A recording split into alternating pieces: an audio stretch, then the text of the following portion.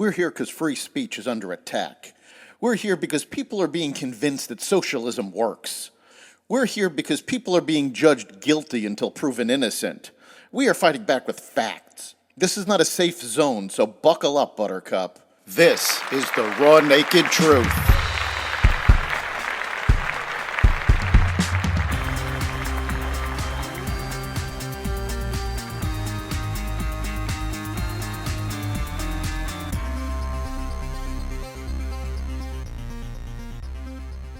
Calls intensify for Biden to end his re-election bid. New discovery about immune disorders, unemployment rate rises, and more. Welcome to the Raw Naked Truth. I'm your host, Eric Lopkin, and here's the news you need to know. Biden's ABC interview showed a president in denial. In his Friday night ABC News interview, President Joe Biden spread misinformation. He was tied with Trump in the polls. Democratic Party officials advised him to run. Under his leadership, America checkmated China. Biden told ABC's George Stephanopoulos, "All the pollsters I talk to tell me it's a toss-up between him and Trump." Biden may have spoken to pollsters who say the presidential race is 50-50 following the debate. Top surveys after the debate show Trump in a clear lead. Biden is down 6 points among likely voters in the New York Times Siena College poll. A Wall Street Journal post-debate poll revealed 60% of potential voters strongly or somewhat disapprove of Biden's presidency. Recent CNN polling of American adults puts Biden at 43% and Trump at 49%. Biden also claimed Democratic leaders are urging him to stay in the race.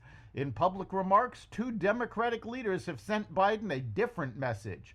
Clyburn stated last week he would accept a mini primary before the Democratic convention in August if Biden resigned. The substance of Biden's interview offered what would charitably be called wish casting. For example, the president said, "I also was the guy who put together a peace plan for the Middle East that may be coming to fruition." But there is no actual peace plan for the Middle East. Biden's China comments were even more confusing. He boasted about his record, asking who's going to be able to keep the Pacific Basin in a position where we're at least checkmating China now. China is not defeated.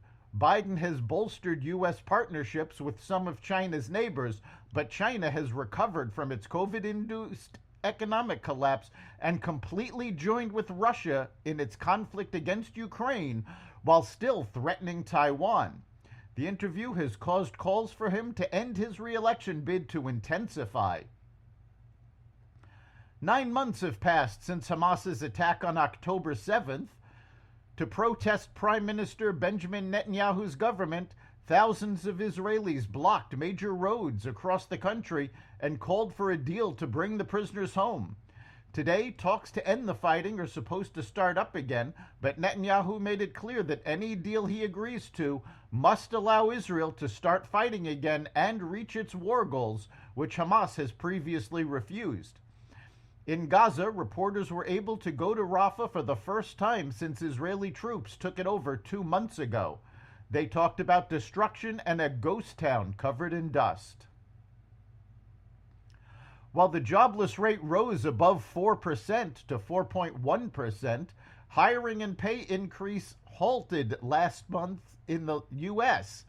After the May count was revised downwards, the Labor Department's most recent data drop revealed that the U.S. added 206,000 jobs in June, a couple more than predicted, but still less than the month before. For Fed watchers, that somewhat negative news is welcome since it strengthens the case for a fall interest rate cut. Temporarily suspending a prohibition on non-compete agreements from taking effect in September, a federal judge decided that the FTC overreached itself in April when it directed a stop to the restrictions impacting 30 million Americans. Businesses objected to the prohibition on non-compete agreements on the grounds that rivals may steal their staff members and they would lose priceless trade secrets, even though it was meant to let people migrate positions more quickly and increase earnings in the process. Following the announcement of the prohibition, a tax services company sued the government, leading to the court halt. Iran elected Masoud Pezeshkian as president, an unexpected triumph for reformists despite social unrest, economic hardship, and regional war. Local authorities reported the candidate received 16.3 million ballots, with 49.8% of the country turning out to vote. His right-wing opponent, former nuclear negotiator Saeed Jalili, won 13.5 million votes. Pezeshkian, age 69, defeated many conservative candidates despite being called a token reformist and a second-tier candidate with minimal name recognition. He was the most moderate contender and served as health minister under Iran's last reformist president, Mohammad Khatami, from 1997 to 2005.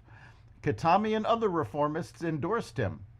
As the Vice Speaker of Parliament and a member of the Islamic Consultative Assembly, Pezeshkian has been in Parliament since 2008.